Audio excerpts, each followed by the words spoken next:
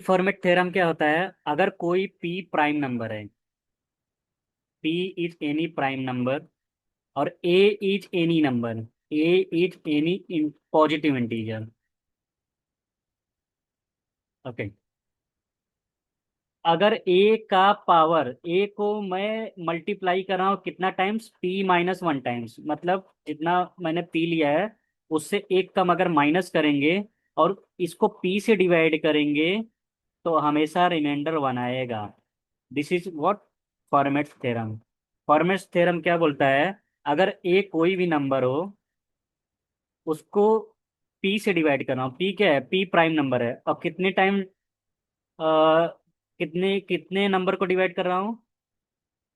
अगर ए कोई नंबर है और पी माइनस वन टाइम्स को पी से डिवाइड कर रहा हूँ तो इसका रिमाइंडर हमेशा वन आएगा। This is very important. Right, ये क्वेश्चन हो जाएगा। तो फिर से मैं बता रहा हूँ, जैसे एक एग्जांपल देख सकते हो। मान लो प्राइम नंबर मैंने लिया थ्री, ठीक, और एक नंबर लिया ए सेवन, ठीक है। तो ए का पावर मैं ले लेता हूँ 13 - 1। ए मतलब क्या? सेवन का पावर 12। अगर सेवन का पावर 12 को मैं 13 से डिवाइड करूंगा तो इसका रिमाइंडर हमेशा वन आएगा। यही है हमारा क्या? Little Fermat theorem. ठीक है, तो इसको मैं कैसे लिखूंगा? सेवन का power 12 is equal to one mod 13। क्यों? क्योंकि सेवन का पावर 12 को मैं क्या लिखूँ? 13 - 1, वन मॉड 13। ठीक है। और दूसरा भी एग्जांपल ले सकता हूँ, जैसे मैं एक ले लेता हूँ प्राइम नंबर 29। तो और कोई भी नंबर ले, कोई भी एक नंबर ले लेता हूँ, मैं नंबर ले लेता हूँ 13। तो 13 का पावर अगर मैं 28 ले रहा हूँ और इसको मैं 29 से डिवाइड करूंगा तो रिमाइंडर हमेशा क्या होगा? वन होगा। राइट। मतलब किसी भी प्राइम नंबर से अगर डिवाइड करूंगा, उसका पावर क्या रहेगा? प्राइम माइनस वन, तो रिमाइंडर हमेशा वन रहेगा। इसी चीज को मैं क्या लिख सकता हूँ? 13 का power 28 is equal to one mod 29। This is called Fermat theorem. Okay, हमारा क्वेश्चन है फाइंड द रिमाइंडर व्हेन 5 का power 20 is divisible by 11। Okay, तो देखो, बहुत इजी है। अगर किसी भी नंबर से डिवाइड कर रहे हो, अगर वो और वो नंबर प्राइम है, तो समझ जाना कहीं ना कहीं फॉर्मेट थ्योरम यूज होने वाला है। राइट। तो मैं किससे डिवाइड कर रहा हूँ? हाँ, तो 5 का पावर 21, सॉरी 20, इसको मैं डिवाइड किससे कर रहा हूँ?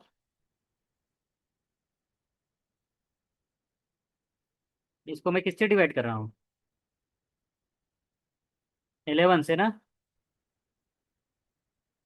ठीक है, तो और 11 क्या है? प्राइम नंबर है ना। तो यहाँ रिमाइंडर क्या आना चाहिए? रिमाइंडर मैं सपोज एक्स ले लेता हूँ, राइट। मुझे एक्स का वैल्यू बताना है, तो एक्स क्या है? रिमाइंडर है। यही मुझे फाइंड करना है ना। ओके। और देखो, एक चीज और, इसमें सबसे इंपॉर्टेंट चीज क्या है? 5 और 11 का जीसीडी हमेशा वन होना चाहिए। जीसीडी मतलब उन दोनों में कुछ कॉमन नहीं होना चाहिए, राइट। इसको बोलते जीसीडी। हाँ, तो क्योंकि 5 कोई भी नंबर हो सकता है और 11 कोई प्राइम नंबर रहेगा। तो पहला कंडीशन ये है फॉर्मेट थ्योरम में। अच्छा, मैंने फॉर्मेट बताया था। अगर मैं कोई भी नंबर ले रहा हूँ और डिवाइड किससे कर रहा हूँ? प्राइम से ना। प्राइम नंबर क्या है? 11। तो 11 - 1 टाइम्स से डिवाइड करेंगे तो रिमाइंडर क्या आएगा? वन आएगा ना। तो ये किससे है भाई?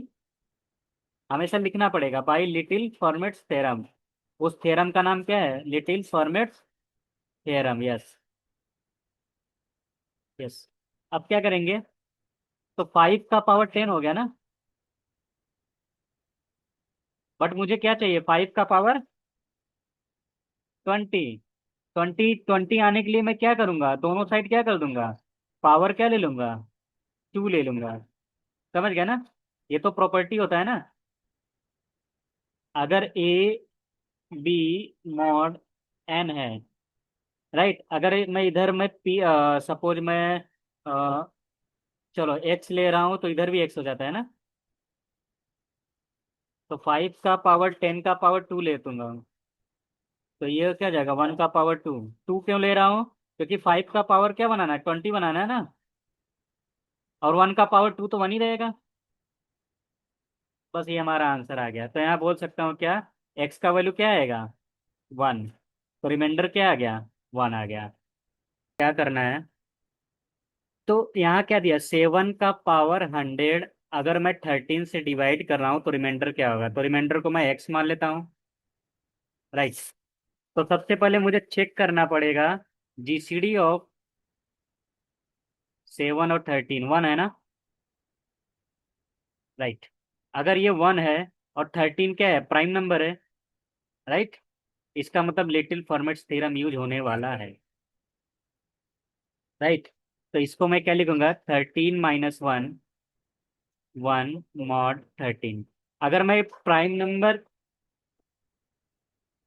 अगर प्राइम नंबर 13 है तो 13 - 1 से 7 का पावर 13 - 1 से डिवाइड करेंगे तो रिमाइंडर 1 आएगा। तो इसको मैं क्या लिखूंगा 12 हो जाएगा ना।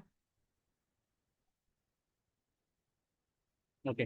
बट मुझे क्या चाहिए 7 का पावर 100 ना। तो 12 से 100 के पास पहुंचने के लिए कितना मल्टीप्लाई करेंगे, दोनों का पावर क्या लेंगे 10 लेंगे तो 120 हो जाएगा।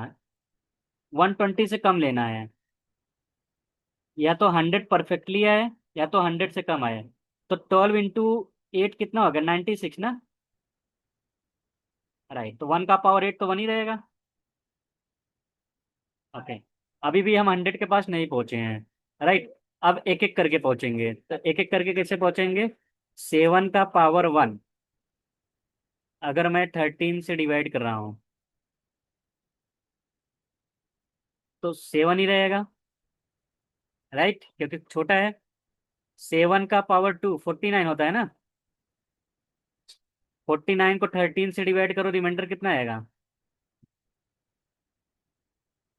डिवाइड करो कैलकुलेटर से 13 ÷ 49। तो ये मैंने बताया था ना, रिमाइंडर यहाँ 1 होता है। रिमाइंडर कितना आएगा चेक करो। तो 7 का स्क्वायर होता है 49। 49 को 13 से डिवाइड करें रिमाइंडर 10 आएगा। राइट। ओके। फिर 7 का पावर 3, 7 का पावर 3 मतलब कितना हो गया, 7 का पावर 3 कितना होता है 343 डिवाइड × 13 करो।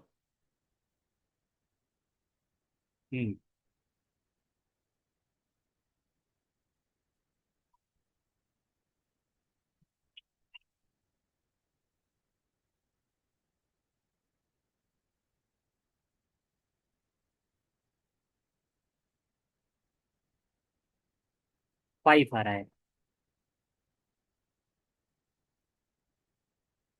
ओके। 7 का पावर 4, 7 का पावर 4 कितना हो जाएगा, ले सकते थे, मैं एक बता रहा हूँ डायरेक्टली।